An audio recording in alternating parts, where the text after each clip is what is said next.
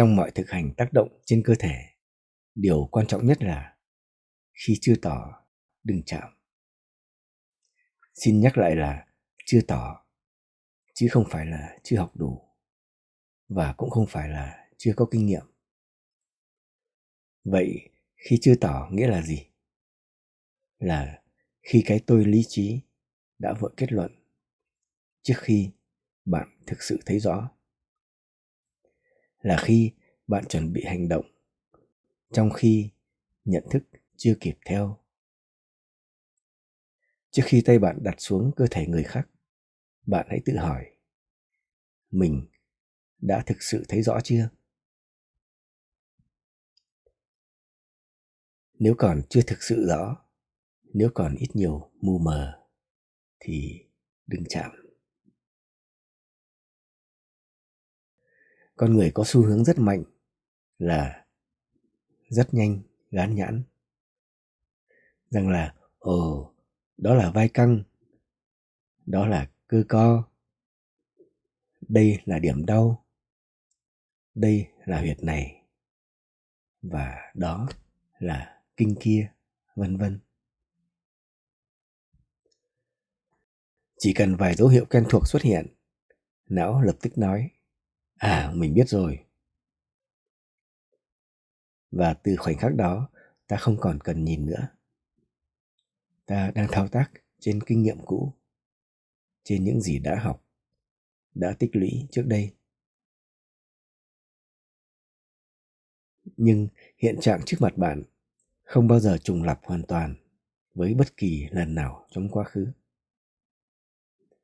Mỗi cơ thể có cấu trúc riêng, mỗi người có lịch sử vận động riêng. Và ngay cả cùng một người, mỗi thời điểm trong ngày có thể tạo ra một trạng thái sinh lý khác. Sáng và chiều đã khác, hôm nay và hôm qua đã khác.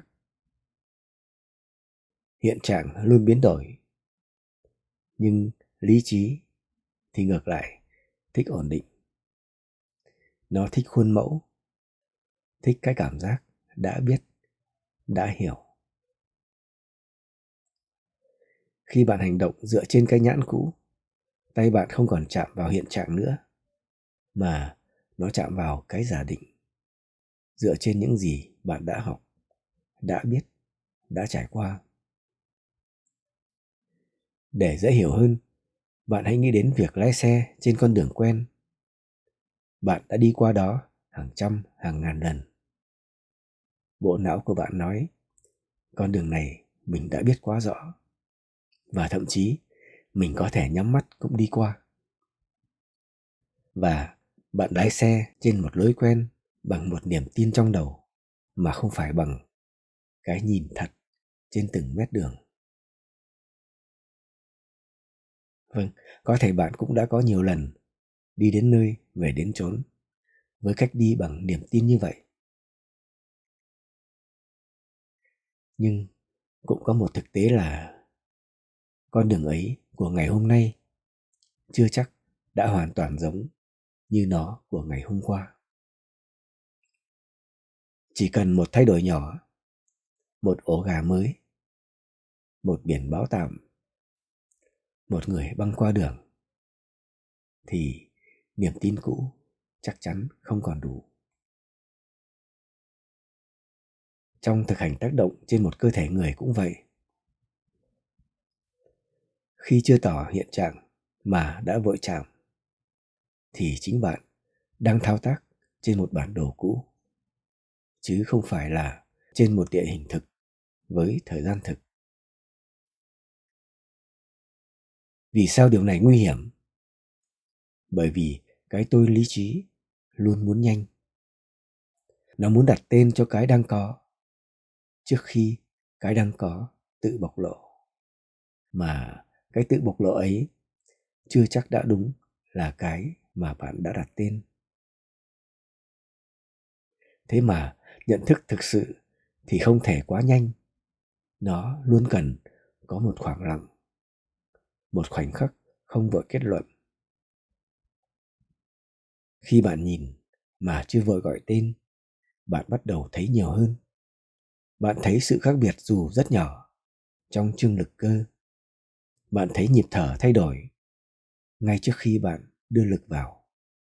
Bạn thấy những phản ứng vi tế khi tay bạn chạm vào điểm đích. Nhưng nếu nhãn đã được đặt từ trước rồi thì bạn có thể sẽ không còn thấy được những điều đó. Bởi vì tay bạn đang đi theo ký ức. Lực bấm đang đi theo thói quen. Và góc bấm thì đi theo một giả định từ trước. Lúc này, sai số xuất hiện dù rất nhỏ, nhỏ đến mức bạn không nhận ra bằng cảm giác. Nhưng hệ cơ, gân, thần kinh thì đã tự động phản ứng theo cách riêng của chúng. Và nếu điều đó lặp lại nhiều lần, bạn sẽ hình thành một thói quen thao tác không dựa trên hiện trạng mà dựa trên suy đoán. Lâu dần, bạn không còn thực hành trên một con người sống động, mà bạn thực hành trên khái niệm của chính bạn về cơ thể đối tượng. Chưa tỏ không phải là thiếu thông tin. Chưa tỏ là khi bạn chưa thực sự thấy cái đang có trước mặt mình. Chạm khi chưa tỏ chính là đặt giả định lên trước hiện trạng. Sai lệch bắt đầu từ đó. Sai lệch trong lực, sai lệch trong góc và sai lệch trong nhịp. Nhưng nguy hiểm hơn cả là bạn đánh mất khả năng quan sát tinh tế qua cái rất quan trọng là tương tác. Khi đã quen kết luận nhanh, bạn không còn đủ kiên nhẫn để chờ cái thực tại bộc lộ.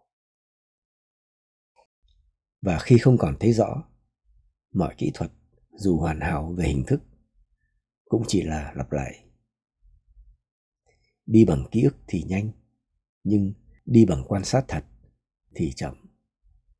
Dù vậy, chỉ có cách thứ hai này mới an toàn và hiệu quả. Nguyên tắc này rất đơn giản. Không thấy rõ, dừng. Không đủ tỏ, không chạm. Đừng để cái tôi đặt tên trước khi hiện trạng được nhìn rõ. Đừng để ký ức dẫn tay thay cho sự hiện diện. Sự chính xác không bắt đầu từ bàn tay. Nó bắt đầu từ khả năng để cho mọi thứ được hiện hữu đúng như nó là, trước khi ta chạm vào cái đang là.